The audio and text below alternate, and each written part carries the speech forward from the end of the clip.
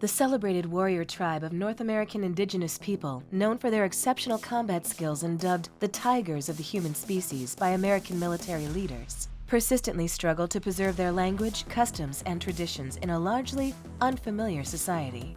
Despite their capacity to challenge entire armies with just a few dozen warriors, the Apaches are infamous for their ferocity, devastation, and assaults on individuals of all ages, even resorting to scalping as trophies. Nonetheless, their adversaries' technological advancements eventually overpowered them, leading to their confinement on reservations and loss of freedom. Today, we delve into the historical background of these enigmatic warriors, experiencing the intensity of battle on the vast plains.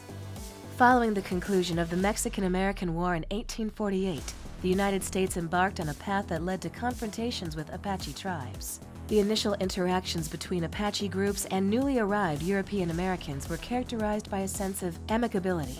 Various Apache bands extended gestures of friendship to military units traversing their territories. Prior to the Civil War, this era witnessed the establishment of military outposts, the negotiation of treaties, and a relative reduction in Apache hostilities compared to the later decades following the Civil War.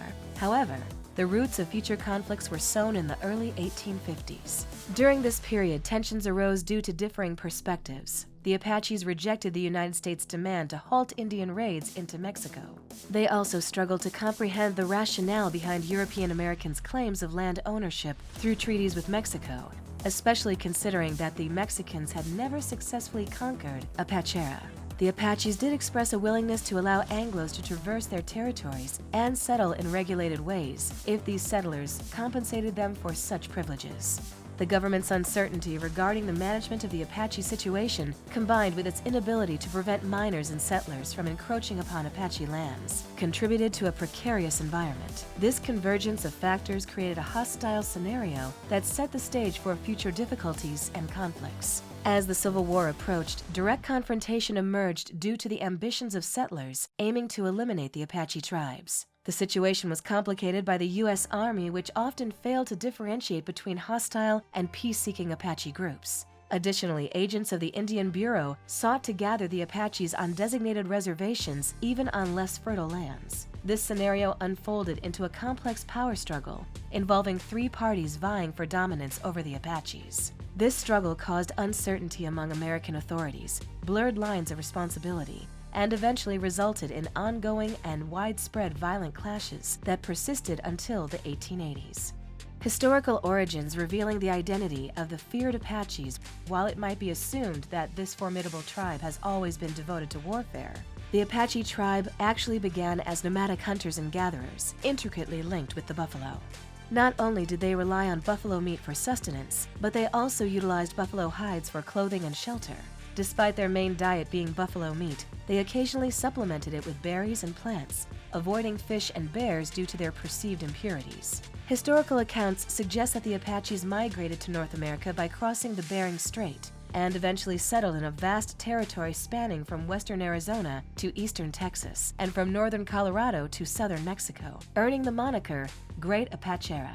Despite their expansive territory, the Apache population never exceeded 6,000 inhabitants. This tribe fragmented into various subgroups, such as the Lipan, Limita, Conejero, and Trementina, each with distinct names. Due to the lack of a unified policy, relations with other tribes and nations, including the Americans, were fraught with conflict.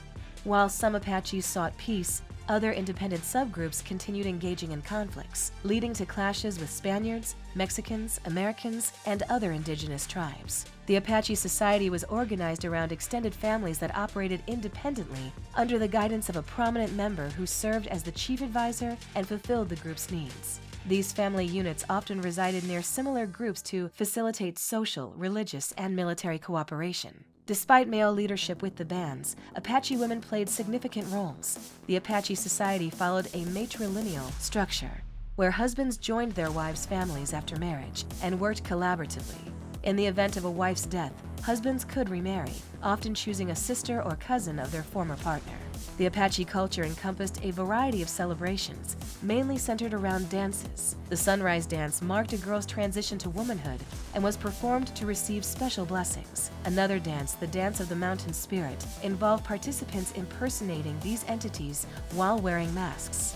Initially, the Apaches maintained peaceful relations with other groups, promoting economic exchanges of agricultural products and pottery for buffalo meat and hides. However, the arrival of the Spaniards disrupted these harmonious interactions, leading to diminished commercial opportunities for neighboring tribes.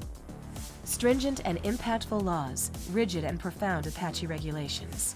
The Apaches held profound beliefs and convictions that bound them to the land and nature, considering life, customs, and laws sacred. Whether in times of celebration or conflict, adherence to these rules was paramount. Any disputes among tribe members that couldn't be resolved privately were subject to investigation or trial. Overseen by the tribal chief and occasionally assisted by 2 or 3 leaders to determine the seriousness of the offense. Both the accused and the accuser could present multiple witnesses, who weren't required to take oaths due to the prevailing trust that false testimony would not occur within their own community. Witnesses freely shared their perspectives on the matter. If the accused was found innocent, the trial concluded and personal revenge was relinquished. Beyond formal proceedings, the Apaches upheld strict codes of conduct for various aspects of daily life. Notably, their behavior around specific locations like the Salt Lake highlighted their reverence for nature. This site was designated for salt collection, and during visits, harming animals or enemies was prohibited.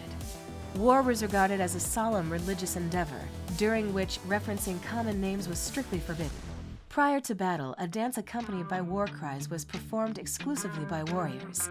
Upon returning from battle, a celebratory dance showcased the scalps of enemies they had obtained. These scalps were displayed on poles or spears around a bonfire, while participants engaged in dances in a solemn atmosphere. These hair-covered pieces were then discarded as impurities. Becoming part of the warrior group involved significant challenges beyond physical prowess. One had to successfully accompany a war party into battle 4 times without complaint or speaking without permission. This entailed performing essential tasks like horse care and cooking without prompting, demonstrating an advanced understanding of their responsibilities. Even dietary choices were restricted for warriors, requiring them to accept whatever food was provided without complaint, even if the quality was subpar. Those who demonstrated diligence, prudence, and bravery through these tests were granted entry to the warrior group at the lowest rank. However, a single dissenting vote could deny one the warrior title. Geronimo, the most fierce Apache warrior. The life story of Geronimo, a prominent Native American figure, is marked by a thirst for revenge, ignited in 1858. Following a massacre perpetrated by a Sonoran military unit against the Apache camp of Casquille, resulting in the deaths of Geronimo's mother, wife, and children. The desire for vengeance consumed him. Although widely recognized as Geronimo, his actual name was Goyakla, translated to "he who yawns" in his language. Born near the Gila River in Arizona on June 16, 1829, he belonged to the Bidonkahe tribe, which had transitioned to a sedentary farming community by that time. Various theories surround the origin of the name Geronimo, attributed to him by his enemies. The prevalent theory suggests that Mexican soldiers, awed by his bravery and dedication, invoked St. Jerome's aid to face him. Other propositions posit that the mispronunciation of his name during his initial encounter with the Mexican army led to the moniker. Geronimo was believed to possess mystical powers that shielded him in battle, including the ability to render enemy rifles ineffective and make those around him impervious to bullets. Despite enduring multiple injuries, he constantly survived, asserting that no bullet could end his life. His life became devoted to attacking the Mexican army, resulting in the deaths of around 500 to 600 Mexican soldiers. In 1861, as the United States embarked on a war aimed at eradicating the Apaches, Geronimo's mission shifted to preserving his people's existence. This period witnessed atrocities committed against the Apache population by the American military, leading their chiefs to seclude themselves with their people on reservations. For Geronimo, the conditions imposed by the white government were unacceptable, akin to captivity. He became an ideological cornerstone for Apache resistance and a formidable adversary to U.S. citizens throughout a decade-long war.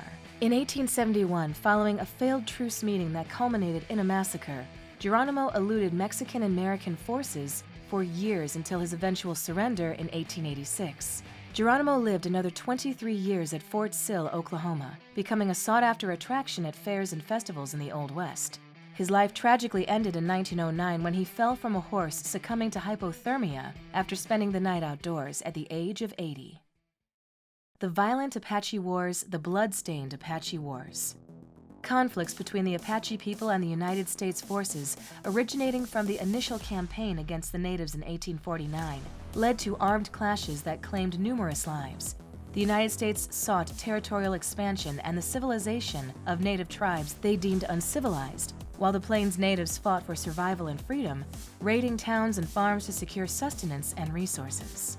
At the outset of the Mexican-American War in 1846, several Apache groups permitted the U.S. Army's passage through their lands to invade Mexican territories. This resulted in a tentative peace until the arrival of gold miners in the Santa Rita Mountains sparked confrontations. The Jicarilla War erupted in 1849 when Jicarilla forces attacked settlers, promoting U.S. Army intervention. The arrest of Chief Cochise in 1861 under false pretenses marked a pivotal moment. Both sides escalated attacks and killings, exacerbated by the execution of Apache leader Mangas Coloradas during peace negotiations. Over the years, conflicts intensified, accompanied by many massacres committed by both sides. Notably, the exploits of renowned Apache leader Geronimo dominated this period until his surrender in 1886. Ultimately, American military superiority overpowered the tribes, leading to their placement on reservations. While popular narratives surrounding these tribes may not be entirely accurate, it remains crucial to preserve their culture as part of the ideological diversity of our species. Regrettably, contemporary society often overlooks this value. Without intervention, cultures like that of the Apache risk fading into the shadows of history. What do you think?